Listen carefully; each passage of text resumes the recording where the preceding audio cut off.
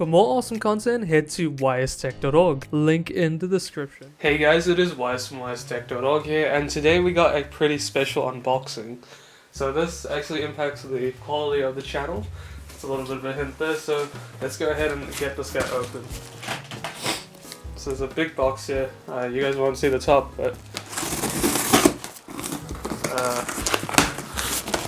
it's alright, it's just the packaging. Got it out. There we go. There you guys go. It's the Fujifilm X-S10. This is a very high quality camera, and I've been waiting a very long time to get a good quality mirrorless camera. Now the camera I'm on is not actually mine, it's borrowed. So this will be my first camera of my own. Quite a step up, pretty good. I'm very thankful I've been able to use this camera for so long.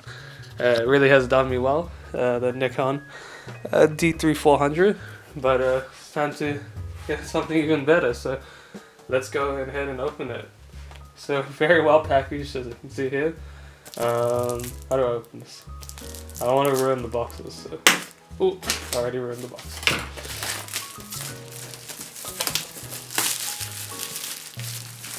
So this is the body that I just got out. And this is the camera lens. So the camera lens I got is a 1545 OIS lens. So it comes default with this camera, at least in this bundle. I'm probably looking at getting lenses maybe next year, not right now. That's a bit too expensive. Let me put you guys down here so you guys get a better view. This will just be the unboxing, the review will come later. I might put some sample shots in, but I mean, right now probably not. So let's go ahead and get the X-S10 body open. So, there you go. Very nicely packaged as I expect, because it's really expensive. So there's a manual, it says here. Yeah, so while I'm opening it, I'll discuss some reasons why I got this. So this is on paper one of the best cameras you can get in this price range. It's 26.8 megapixels. It comes with IBIS on the camera, so in body stabilization. It comes with a number of other features, and comes with a microphone port if that's anything to you, and comes with Type-C charging, which is pretty good. The battery I've heard is a bit lackluster, but that's alright. And there's the camera in there, so let's go ahead and take it out. Here, maybe I'll just take the whole thing out here, so just to be careful. So there's the camera here, and let's see what else is in this box. So I assume this is probably the battery and charger. So let's go ahead and get that out as well. Just before I just want to see what everything comes in the box, in these boxes. So yeah, it comes with a strap for the side of the camera, which is good, and it comes with a Type-C charging cable. It comes with a Type-C to 3.5mm jack, which is really good. It comes with a battery. I cannot see the charger in here. Okay, that's weird. Maybe to charge this camera you actually have to charge it using Type-C. While it's off, I will check that up later. Manual and all, cool, so it's a bit weird, but whatever. I'll probably get an external charger later if I need to. And move you guys down here again. So there's the Fujifilm X-S10. And my god, this camera is pretty hefty. But it's nice and small. I mean, compared to the Nikon D3400, it's actually pretty decent. Least size, it's actually very similarly sized. So there's the screen here that comes up like this, which is good, and it flips around fully, which I actually really like. It's a feature of the Canon Rebel T3i, or it's known as the 600D, which I really liked. I missed out on this D3400, which is a little bit annoying, but that's alright. The viewfinder is a little bit small, but that's fine. But the overall build quality of this camera is actually really good. for someone like for the price, I would say is actually quite expensive, but the quality you're getting is amazing. Like the build quality is really good here. Mini HDMI out. Actually, I don't know what this is. It's got a mic jack at the top, and it's covered as well, which is good as well. So we'll see how that works later. But I'm really enjoying the overall build quality outside of the camera. That's really good. It's got like a nice plastic and this rubberized body on the sides with the grip, and the bottom. Okay, it's a manual lock. Bottom's got some sort of aluminium, I think. And yeah, I mean, and it's got this huge grip on the side for your fingers, so that feels really good. Let's go ahead and open up the lens so we see what the lens is doing. So we got this lens here. Out of focus as usual on this camera. Hopefully that won't be too much of an issue. The autofocus on that camera isn't the best on the X-S10, but it's okay. Not really too fast. So there's a lens there. Lens is tiny. It's fine for my first lens. There's nothing else that comes in the lens box. So yeah. I've never installed a Fuji lens before, so we'll see how it goes. It feels very flimsy. But that's okay. We'll get the camera in shot here in frame. And we'll try to install this so the back comes out, so it's all exposed there. So a bit of a silly system from Fuji, just putting the thing in. So if you're switching out lenses quite often, that's quite a stupid system. They should have put something proprietary in the back. Just my opinion, but whatever. Alright. So open like this. There you go, so I don't want to expose the lens too much. And then just gonna put it in here.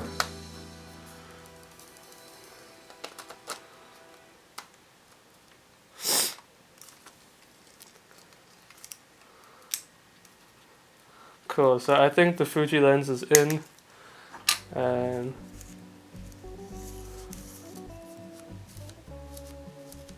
so it doesn't seem to have too much zoom, I don't think. That's the release trigger for the lens as well over here. So pretty small package here.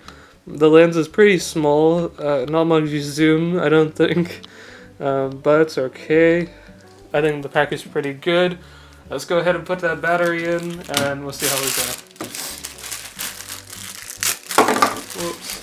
Battery's pretty small, not gonna lie with you guys. SD card goes in here as well, I think. So just plonk it in there. It does have a space if you want to put like an external battery cable in there. So put it down like that and turn it on. So cool, so it's going through the setup process. We'll do that now. So it's got the stick here, so English, tap down. Pair with smartphone. I'll do it later.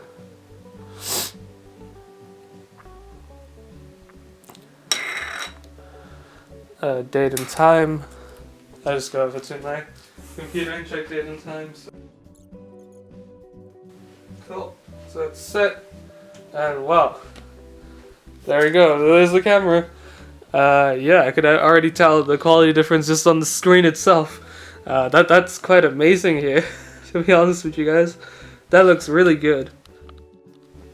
So for my first impressions and perspective, this camera is lagging on screen, okay? Alright, it's probably due to low battery. Oh, there you go. So I think that's a live preview. I'm not sure how to switch it. So let's take a photo here.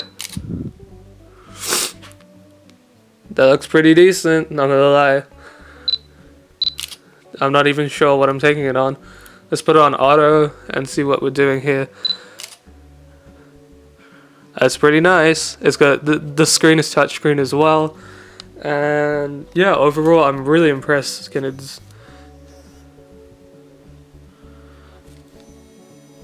So it has some sort of digital zoom.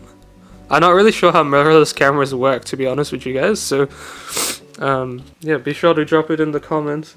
See, but the zoom does work, like some sort of electronic zoom.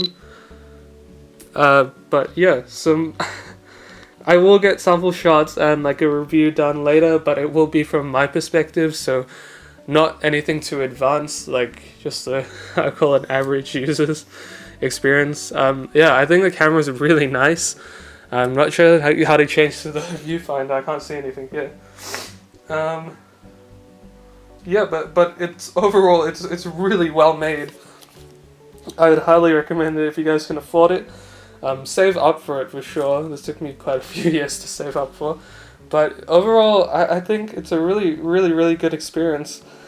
And yeah, so that about sums up this unboxing here. Thank you guys very much for watching. Hey, so it's me from the future, and I just wanted to show some sample shots and videos of everything I've done so far. And I just had some quick notes on the X-S10 as well, of my first impressions, and using it for a little while now. There are also some timestamps in the description. If you want to scroll around to the video, that's fine, they should already be up as well. But let's go down to the quick notes and just see what I have on the camera. So first of all, the camera's build quality is, again, as I mentioned, really well made. The hard plastic combined with the rubber and the aluminium makes this camera really delightful to take photos and videos with. Secondly, the use of customization on this camera is a welcome bonus, and it's such a big step up. Switching some of the buttons around on the camera have been a big upside, such as switching the viewfinder to just the viewfinder or just the camera LCD, or even switching other buttons that I don't enjoy as much in different places. Now, you are limited to some of the options it has on the settings, but at the same time it's a really huge welcome addition. Thirdly, the microphone port is super handy, as I didn't have one before, and it allows for a lot better audio quality. Fourth on the list, I have found that the viewfinder was a bit annoying to get used to, as it was a bit smaller compared to my older DSLR. But at the same time, I found that as I learned to use the camera more and more, it was actually quite a breeze with the viewfinder, and I got used to it very quickly. Also, the viewfinder has an auto sensor swap from the screen to the viewfinder, and if you like it, you can keep it on, or if you don't like it, you can turn it off in the settings as well, so you can just have the viewfinder or the LCD or both on an auto switch. Fifth on the list, I have found that the camera's autofocus, picture quality, and video quality are a big step up from my DSLR. It's amazing how well this camera performs. Not to forget mentioning the in-body stabilization that it has. It makes videos a lot less shaky per se, making the shakiness less of an issue now. But I definitely can say the shakiness is still there a little bit. The IBIS is not to the extent of an external gimbal, but it is a welcome addition to have for a little bit of stabilization on my camera. You can turn it off as well if you want, and you can turn off the OIS as well off your lens if you have that on your camera. Sixth on the list, the joystick feels really nice and pleasant to use. Some people may not like it, but I'd personally take it any day over a D-pad. But at the same time, at a camera of this price range of nearly 2,000 New Zealand dollars, mind you, I didn't pay 2,000 New Zealand dollars, I paid a lot less, I would have just expected the D-pad to be on it as well. But I guess it's alright because I knew what I was getting into. Seventh, I just don't like how the SD card is next to the battery. It would have been much easier to separate the slot for the SD card and the battery. This would have made it more accessible. But I do know at the same time this camera does have a lot of limited space in the size of it because it's really small, and this would have been an engineering issue to separate the SD card slot, although it would have made it a lot easier for myself as I don't have to keep opening the place where I have the battery inside it, and would have just had one for the SD card and one for the battery, but that's just personal preference for me. Eighth on the list, battery life is a bit dicey on this camera compared to my previous Nikon D3400 that I had before. I found myself charging the Fuji X-S10 far more often.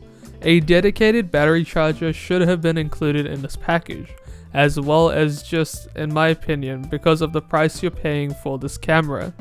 Sometimes I just don't like moving my camera around just to charge it. But on that note, the Type-C charging is super nice and makes it really easy to charge, as I do have extra Type-C cables sitting on my table. And as well, you can use the Type-C while you're using the camera, so you can charge your camera at the same time you're using it. Although it usually just keeps the battery level at the same level depending on how fast the charger is. But overall, this camera is amazing for content creation and just day-to-day pictures and videos. The build quality seems rugged enough and the camera quality is amazing. If you can save enough money up for this camera, then I would say this camera is a buy in my own personal opinion, especially at this price range in New Zealand. Although I am no expert on cameras at all, and this is just my personal opinion and what I've seen in the past few weeks that I've had the camera. So now to some sample shots.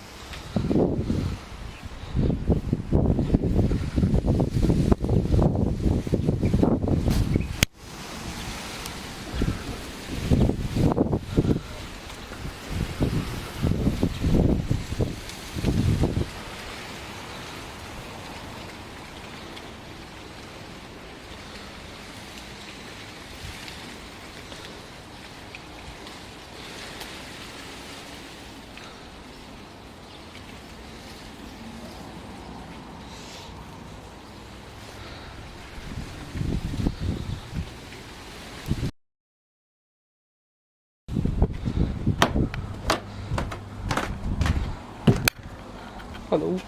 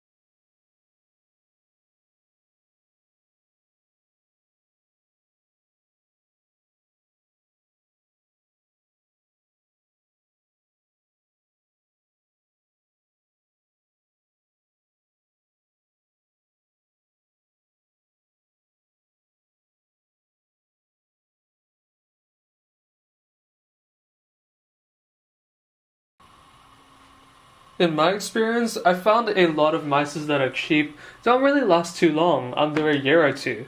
So, are the more expensive ones actually worth it? We'll go ahead and tell now. Unfortunately, I won't be able to give you the benefit of time, but we'll do our first unboxing and first impressions right here. So, here we go. So I hope you guys enjoyed the video. Make sure you go and check out ystech.org for the latest posts, reviews, and much more. I'll see you guys there at ystech.org. But other than that, I hope you guys have an awesome day. Stay safe, stay healthy, and I'll see you guys in the next video. Bye.